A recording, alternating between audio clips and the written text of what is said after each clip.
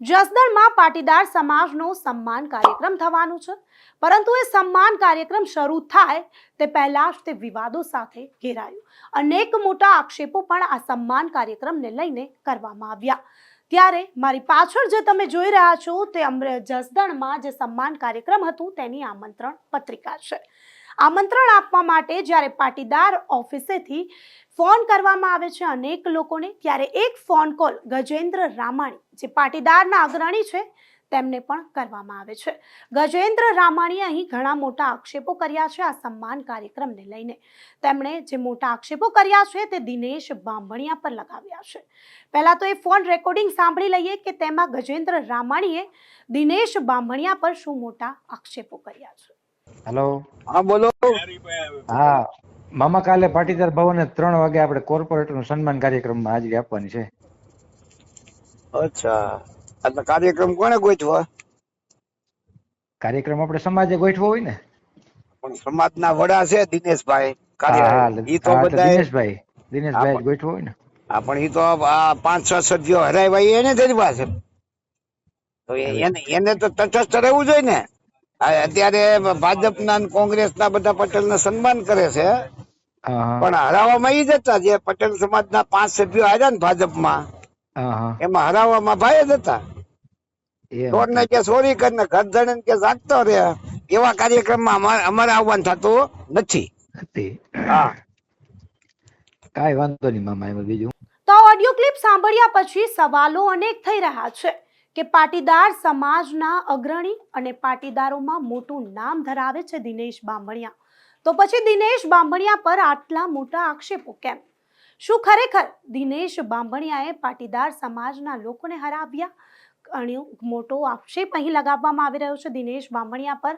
અહીં સવાલ એટલા માટે થઈ રહ્યા છે કારણ કે જેણે આક્ષેપ લગાવ્યો છે ગજેન્દ્ર રામાણી, તે પોતે પણ પાટીદાર અગ્રણી છે. અહીં એક પાટીદાર અગ્રણીએ બીજા પાટીદાર અગ્રણી પર ઘણો મોટો આક્ષેપ લગાવ્યો છે, ત્યારે સવાલો અનેક થઈ રહ્યા છે. ત્યારે એ પાટીદાર સમાજનો જે સન્માન કાર્યક્રમ હતો તેની આમંત્રણ પત્રિકા પણ છપાવવામાં આવી હતી. તેની આમંત્રણ પત્રિકા પર પણ એકવાર નજર કરીએ. આમંત્રણ પત્રિકા કંઈક આ પ્રમાણે હતી. જયમાં અહીંયા જોઈ શકો છો, જયમાં ઉમા ખોડલ જય સરદાર સન્માન કાર્યક્રમ પાટીદાર શૈક્ષણિક ભવન જસદણ દ્વારા પાટીદાર પરિવારના નવનિયુક્ત ચૂંટાયેલા જસદણ નગરપાલિકાના સદસ્યો તેમજ તાલુકા પંચાયતના સદસ્ય અને સંગઠનના પદાધિકારીનું સન્માન કાર્યક્રમ રાખેલ છે. તો દરેક પાટીદાર પરિવારે પધારવા હાર્દિક આમંત્રણ આપવામાં આવે છે. અહીં વોર્ડ વાઇઝ નામ પણ લખેલા છે જસદણ નગરપાલિકાના લોકોના, કે જે પણ પાટીદાર સમાજના લોકો જે છે ઉમેદવારો છે જે જીત્યા છે તેમનો સન્માન સમારોહ રાખવામાં આવ્યો છે. જે પણ લોકો તાલુકા પંચાયતના સદસ્ય અને સંગઠનના પદાધિકારીઓ છે, જે પણ પાટીદાર સમાજના લોકો છે, તેમને હાજર રહેવાનું પણ ખાસ કહેવામાં આવ્યું છે. આજે છે તેનું સ્થળ છે પાટીદાર શૈક્ષણિક ભવન જસદણ. ત્યારે આમંત્રણ પત્રિકા જે છે આ પ્રમાણે હતી. આમંત્રણના ફોન કોલ્સ કરવામાં આવે છે. હજુ આ કાર્યક્રમ સન્માન કાર્યક્રમ છે તે શરૂ નથી થયો, ત્યાં વિવાદો સાથે ઘેરાયો અને ઘણા મોટા આક્ષેપો પણ કરવામાં આવ્યા છે. દિનેશ બાંભણિયા પાટીદાર સમાજનું ઘણું મોટું નામ છે, જસદણમાં તેમનું ઘણું નામ છે, તેઓ પાટીદાર સમાજના અગ્રણી છે, તેમના પર આટલો મોટો આક્ષેપ કેમ? અનેક મોટા સવાલો થઈ રહ્યા છે. સવાલ એટલા માટે પણ થઈ રહ્યા છે કારણ કે એક પાટીદાર અગ્રણી બીજા પાટીદાર અગ્રણી પર આટલો મોટો આક્ષેપ લગાવી રહ્યા છે. ફરી એકવાર એ ઓડિયો ક્લિપ સાંભળી લઈએ જેમાં આમંત્રણ માટે ગજેન્દ્ર રામાણીને ફોન કરવામાં આવ્યો, ત્યારે તેમણે દિનેશ બાંભણિયા પર ઘણા મોટા આક્ષેપો કર્યા. હેલો, હા બોલો.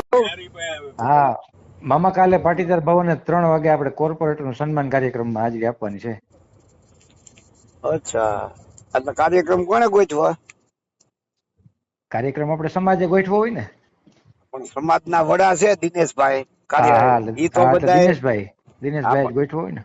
હા, પણ ઈ તો આ 5-6 સભ્યો હરાવ્યા એને જ પાસે, તો એને તો તટસ્થ રહેવું જોઈએ ને.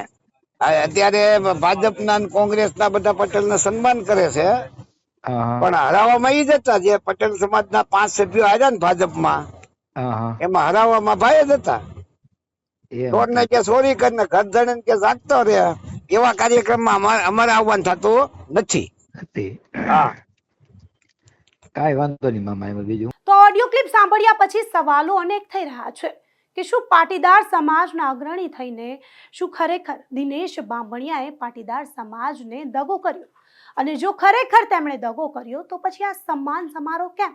જો ખરેખર દિનેશ બાંભણિયાએ 4-5 લોકોને હરાવ્યા છે તો પછી સન્માન સમારોહ રાખવામાં કેમ આવ્યો? સવાલો અનેક થઈ રહ્યા છે. ઓડિયો ક્લિપને સાંભળી તમારું શું માનવું છે? તમે શું માનો છો? અમને કમેન્ટ કરી ચોક્કસથી જણાવજો તથા અમારી ચેનલ નિર્ભય ન્યૂઝને લાઇક, શેર અને સબસ્ક્રાઇબ કરવાનું ભૂલશો નહીં. આભાર.